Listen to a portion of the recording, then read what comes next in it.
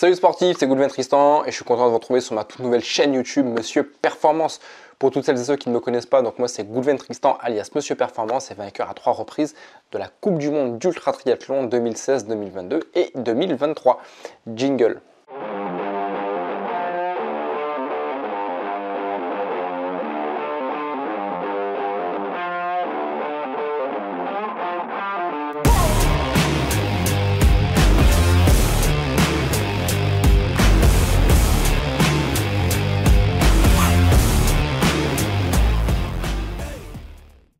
Aujourd'hui, je vais vous parler de mon double DK Ultra Triathlon que j'ai eu l'occasion de faire en 2016 quand j'ai fait un Ironman par jour pendant 20 jours. Je vous avais fait une vidéo le mois dernier peut-être sur ma victoire au double DK Ultra Triathlon en 2023 mais en continu où là j'avais nagé 76 km de nage d'un coup, 3600 km de vélo et j'ai fini par 20 marathons d'affilée, 844 km de course à pied. Il faut savoir qu'en 2016, j'avais déjà fait cette même épreuve mais en format ce qu'on appelle one par day, c'est-à-dire un Ironman par jour pendant 20 jours, c'est-à-dire les mêmes distances, mais en format Ironman, c'est-à-dire tous les jours, 3 km 8 de nage, 180 km de vélo et un marathon. Voilà, cette course, je l'ai fait à l'occasion de la 4e manche de la Coupe du Monde d'Ultra Triathlon en 2016. Voilà, c'est l'année où j'ai eu mon premier titre mondial. J'avais très mal commencé cette Coupe du Monde d'Ultra Triathlon et en fait ce qui m'a relancé, ce qui a été un révélateur pour justement obtenir ce titre, ça a été cette épreuve, le double DK où personne ne croyait en moi. J'étais vraiment le seul à croire que j'étais capable de faire quelque chose, que j'étais capable de faire au moins un podium et c'est ce que j'ai réussi à faire et j'ai vraiment envie de vous repartager, enfin tout simplement de vous partager un peu cette course, comment c'est possible, voilà, pour le corps humain d'encaisser un Ironman tous les jours pendant 20 jours sans même avoir un seul jour de repos, voilà, tous les jours renouveler la même épreuve. Donc comme je vous le disais, c'était la 4e manche de la Coupe du Monde Ultra Triathlon. Pour quelques chiffres, on n'était pas nombreux, on était 8 inscrits, il y avait 2 femmes et 6 hommes. On a été, avant de vous détailler les chronos que j'ai fait, les chronos journaliers que j'ai fait, donc 8 inscrits, on a fini à 4. Donc sur les 2 femmes, il y en a une qui a réussi à faire les 20 Ironman. Et sur les 6 hommes, on a fini à 3. Donc 4 finishers sur 8, 50% d'abandon, mais quand même 50% qui ont réussi à terminer ce double DK Ultra Triathlon, dont moi, voilà, très content. C'était ma première grosse course, c'était ma plus grosse course que j'avais jamais faite en ultra triathlon. C'était la première édition aussi que le Swiss Ultra organisait cette compétition. Et c'est à ce même endroit où en 2023, quelques années plus tard, j'ai remporté cette même compétition, mais cette fois-ci en continu. Donc en 2016, c'est une première pour moi. J'avais déjà fait un DK Ironman en format un Ironman par jour pendant 10 jours. Mais là, mettre le couvert pour tout remultiplier par 2, voilà, remettre le couvert et refaire ça non pas en x10 mais en x20, je ne savais vraiment pas ce que ça allait donner. Alors pour en revenir sur la préparation rapidement, je m'étais très bien préparé pour cette course-là. J'avais dû faire à peu près l'équivalent presque de 6 ou 10 distances Ironman lors des 3 premières manches de la Coupe du Monde Ultra Triathlon en 2016. Donc j'étais déjà, j'avais déjà une bonne préparation. À côté de ça, j'avais fait une bonne préparation physique, une bonne préparation au niveau de la logistique et tout. Et j'étais arrivé vraiment en Suisse avec le plein de confiance en moi, en me disant que c'est possible, il y a un coup à faire, voilà, je peux faire quelque chose. Il y a faut savoir que lors de cette compétition, il y avait 2 autres courses qui étaient organisées lors de la Coupe du Monde Ultra Triathlon. Il faut savoir qu'il peut y avoir entre 4 et 10 compétitions, mais parfois il y a des compétitions qui ont lieu sur les mêmes dates. Il faut savoir que sur ces 20 jours de compétition, il y avait un double ultra triathlon qui était organisé en Slovénie et un autre, je crois, qui était organisé, je crois, en Lituanie. Et j'avais le choix que j'avais à faire, c'était soit aller en Slovénie et en Lituanie faire deux doubles Ironman, ou soit aller en Suisse faire un double DK. Et comme des doubles Ironman, j'en avais déjà fait peut-être entre 5 et 10, et que le double DK Ironman, je ne l'avais jamais fait, je me suis dit, voilà, c'est cette compétition que je veux, j'ai envie de la découvrir, j'ai envie de voir si oui ou non je suis capable de le faire. Autant l'année précédente au Mexique, j'avais fait un DK Ironman en format, comme je vous le disais, un Ironman par jour pendant 10 jours, mais je l'avais fait très laborieusement. Voilà, il y a une vidéo qui est sortie là-dessus qui relate justement cette compétition. J'avais énormément galéré entre fin 2015 et juillet 2016. Il y a juste voilà, 7-8 mois qui se sont écoulés. Donc bon, j'ai continué à progresser, j'ai continué à faire des compétitions, à avoir de l'expérience, mais bon, il n'y a pas non plus 4-5 ans qui se sont écoulés où j'ai pu voilà, avoir un changement stratosphérique dans ma condition physique et tout ça. Non, l'écart est minime. Et pour autant, voilà, j'ai quand même beaucoup plus de confiance quand je me rends en Suisse. Et j'y vais vraiment voilà, pour faire un truc. Et j'arrive en Suisse, donc avec mon ami de l'époque. Pareil, c'est des courses, des compétitions qui coûtent très cher. La saison est encore longue. Et en fait, pour le logement, pour la petite anecdote, j'avais réservé un emplacement de camping. Donc on était parti avec une grande tente, on arrive le soir au camping municipal de la ville de Bourse, donc qui s'écrit Buch, B-U-C-H-S. Et là, toute la nuit, les cloches qui sonnent. Voilà, il faut savoir que voilà, en Suisse, je vous apprends rien, hein, c'est le pays de l'horlogerie, des cloches et compagnie. Et on est à côté d'une église, le camping se trouve à côté d'une église, et les cloches, toutes les heures, elles sonnent, même la nuit. Et je suis à 2 jours, je crois, ouais, 2-3 jours de la compétition. On passe une première nuit, une deuxième nuit, la compétition commence, premier jour, et toutes les nuits, les cloches qui sonnent. Et je fais, mais c'est pas possible.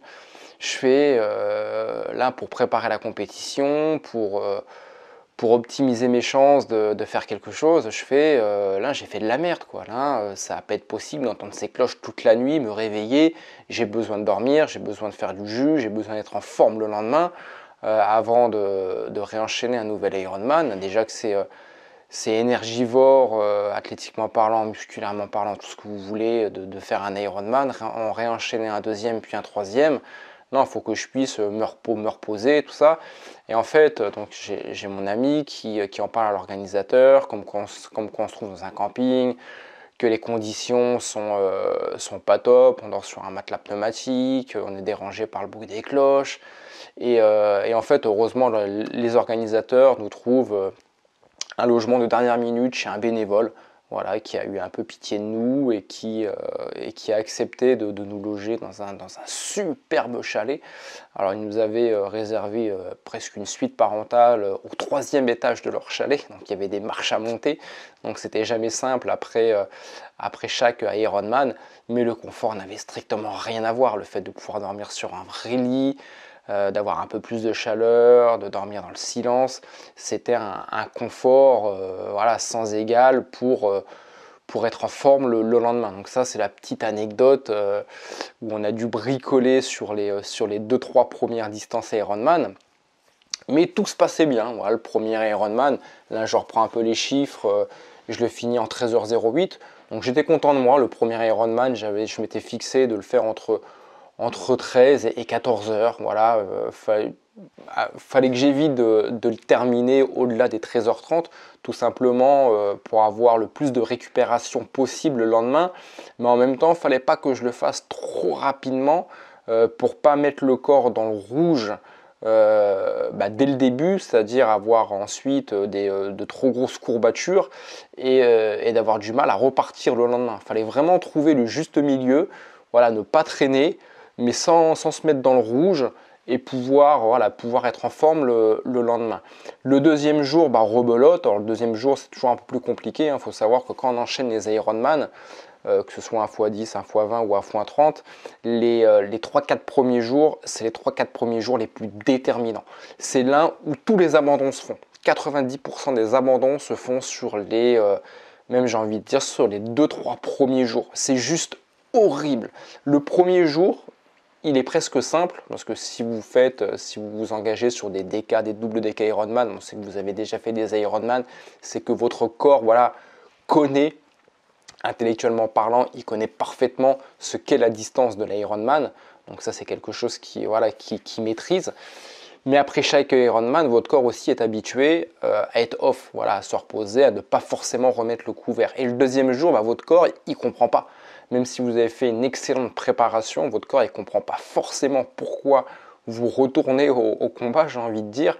Et votre corps, il bug un peu, quoi. Il a du mal justement à se remettre dedans.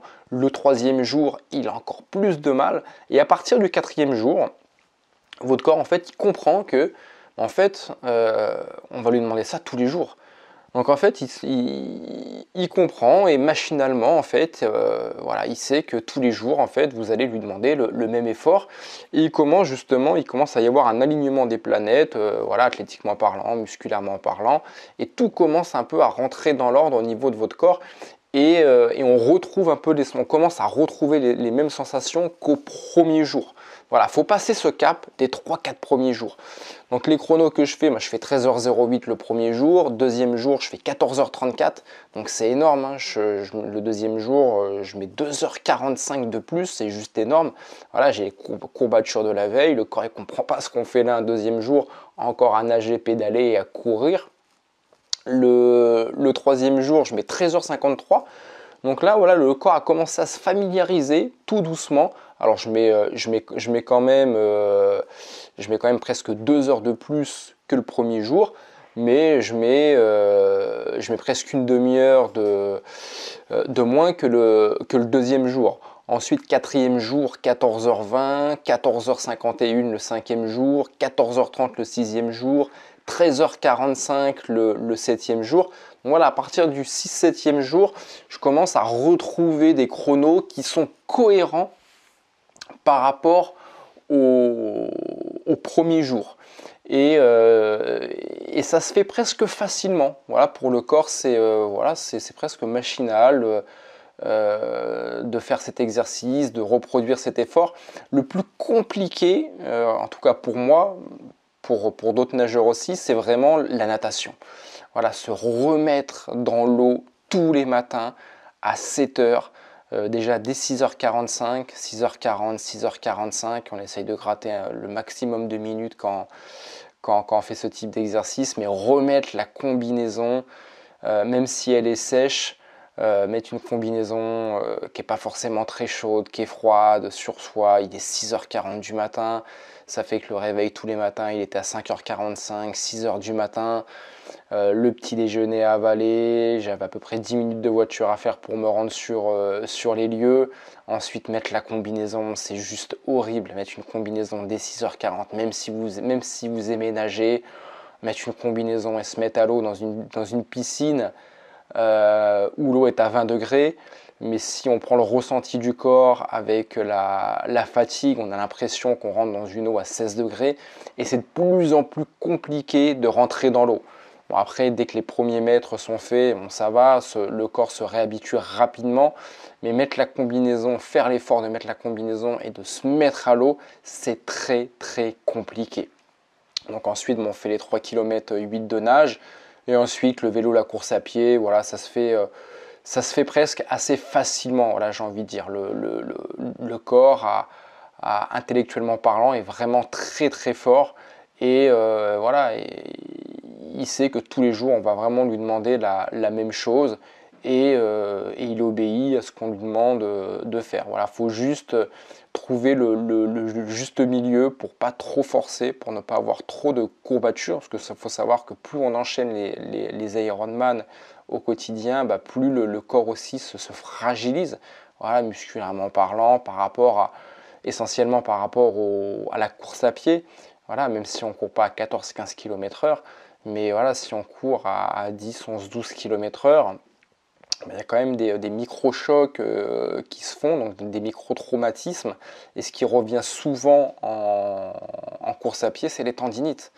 Voilà, il y a énormément d'athlètes, à force d'enchaîner les Ironman, qui ont des blessures sur la course à pied. Autant la natation et le vélo, j'ai jamais vu d'athlètes arrêter ou avoir de problèmes. Alors on peut très bien avoir des courbatures au niveau des jambes, et au lieu de rouler à 35, on va rouler à 30 km/h, mais ça n'empêche pas d'avancer. Mais au niveau de la course à pied, c'est vraiment les tendinites. Ça, c'est vraiment le cauchemar des coureurs, c'est d'avoir une tendinite. À partir du moment où on en a une, ça devient très très compliqué de continuer. Alors on pourra toujours continuer, mais on sera peut-être obligé de marcher au lieu de courir. Et pour performer, bah, faut oublier, quoi. Donc moi, tout se passe plutôt bien. Je navigue entre la deuxième et la troisième place. Et la deuxième place, bah, je prends la deuxième place du podium le huitième jour. Le huitième jour, je remporte enfin, même si ce n'était pas forcément mon objectif, mais sur les 8 athlètes qu'on est, bah, je finis premier. Voilà, le huitième jour, je finis premier en 12h41. Donc 12h41, je mets presque une demi-heure de moins que le premier jour, alors que j'ai déjà 7 Ironman, enfin presque 8 Ironman. J'ai mangé déjà 8 Ironman et je mets presque une demi-heure de moins que le premier jour. Voilà, c'est pour vous dire que mon corps s'est vraiment très bien habitué aux efforts que je lui demande.